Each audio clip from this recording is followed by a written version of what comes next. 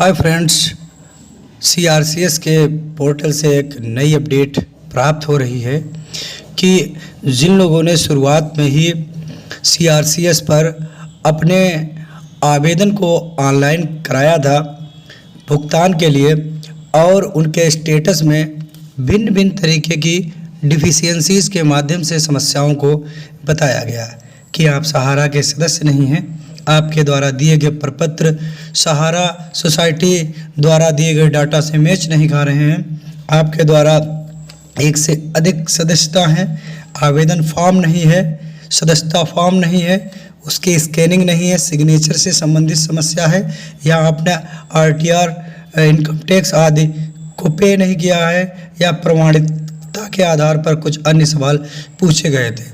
अब हमको जानना ये है कि जो लिंक ओपन किया गया है उस लिंक के माध्यम से किन किन समस्याओं का समाधान हो सकता है। अगर डॉक्यूमेंट्स हमारे मैच नहीं खा रहे हैं तो इस समस्या का समाधान जमाकर्ता के द्वारा किया जाएगा या फिर सोसाइटी करेगी जाके। पुनः आवेदन कराने से पहले आप अपने स्टेटस पर विचार करिएगा, देखिएगा। अगर आपको समस्या सही से नहीं समझ में आ पा रही है तो आप अपने एडवाइज़र से बात कर सकते हैं, या फिर सहारा का कार्यालय कहीं पर आपके नज़दीक में है और खुला हुआ है तो आप वहाँ पर जाकर बात कर सकते हैं, या आपका कोई वरिष्ठ जमा करता है आप उससे बात करके और जो समस्याएं हैं उनसे संबंधित कागज़ों के साथ आप आवेदन को कराइएगा ताकि आपका पैसा इस बार फंसे न जाके। अगर आप मेरे चैनल पे नए हैं तो चैनल को सब्सक्राइब अवश्य करिएगा। जब तक सहारा का भुगतान नहीं होता है मैं सहारा से संबंधित आपको नई और जो ब्रेकिंग अपडेट होंगी जाके मैं उनसे आपको रूबरू कराऊंगा ताकि आपका पेमेंट जल्द से जल्द मिल सके। लिंक के खुलने के बाद में कुछ महत्वपूर्ण बिंदु हैं जिन पर आपको विशेषतः ध्यान देना है कि किन किन समस्याओं का समाधान इस लिंक के माध्यम से किया जा सकता है। मैं इन बिंदुओं पर एक एक कर बात करूंगा, आप वीडियो को प्रॉपर वॉच करिएगा। इस लिंक के माध्यम से जहां तक हमको देखने को मिलेगा कि बहुत सारे ऐसे लोग होंगे जाके जिनकी कई पॉलिसियां कर रखी थी और आवेदन एक का कराया जाके, मतलब एक का आवेदन कराया और उनके एक से अधिक कई बांड थे वो छूट गए, ठीक है, या फिर वो बाय मिस्टेक जो है ऑनलाइन हुए ही नहीं जाके। तो इन चीज़ों पर भी ध्यान रखना है। अगर किसी का एक से अधिक खाते थे और एक का ही आवेदन ऑनलाइन कराया है तो वो भी इस मतलब जो है पुनः संशोधन आवेदन में अपनी डिटेल की एंट्री करवा सकता है, सुधरवा सकता है ताकि जो पेमेंट आए जाके तो वो पूरा पेमेंट आपको प्राप्त हो सके।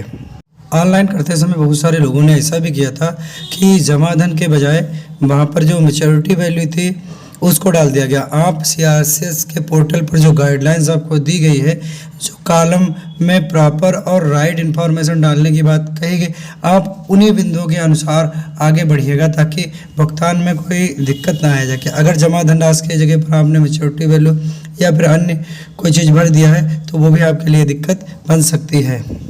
बहुत ही इम्पोर्टेंट पॉइंट ये है कि बहुत सारे जमाकर्ताओं के द्वारा जो सीआरसीएस के पोर्टल पर ऑनलाइन कराया गया था उसमें उनके द्वारा पॉलिसी के ऊपर लोन ले लिया गया था, लेकिन उसका विवरण ऑनलाइन के समय नहीं दिया गया। इस कारण से भी एक डिफिशियंसी आई जाके और आपका पेमेंट नहीं मिल पाया। तो इस डिफिशियंसी, इस समस्या को जब लिंक पुनः ओपन हुआ है तो उसमें आपको सुधार करने का मौका मिलेगा। सारी करेक्ट जानकारी का इनपुट भरिएगा ताकि आपका पेमेंट जल्दी हो सके। ये जो अंतिम पॉइंट है ये बहुत ही इम्पॉर्टेंट है कि अगर जमाकर्ता का नाम उसके आधार पर, बैंक की किताब पर, सहारा में जमा किए गए दस्तावेज़ों पर, पैन कार्ड पर सही नहीं है, उसको सही करके आवेदन को ऑनलाइन कराएंगे। इस बिंदु के माध्यम से बताया जा रहा है कि नाम सही ना होना, तो हम इसको कैसे सही करके सारे डॉक्यूमेंट्स को संशोधित करवाएं या फिर एक शपथ पत्र आता है जो कि हमारे देश के अंदर सभी प्रकार के कार्यालयों में, सरकारी और प्राइवेट में यूज़ किया जाता है एफिडेविट।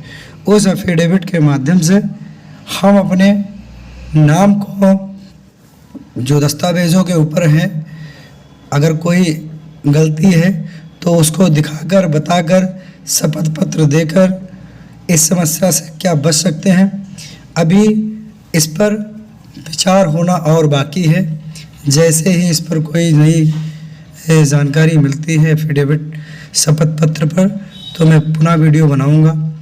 बाकी आप मेरे चैनल को सब्सक्राइब करिएगा और सहारा से संबंधित जो भी जानकारियां रहेंगी मैं समय पर अपडेट करता रहूँगा।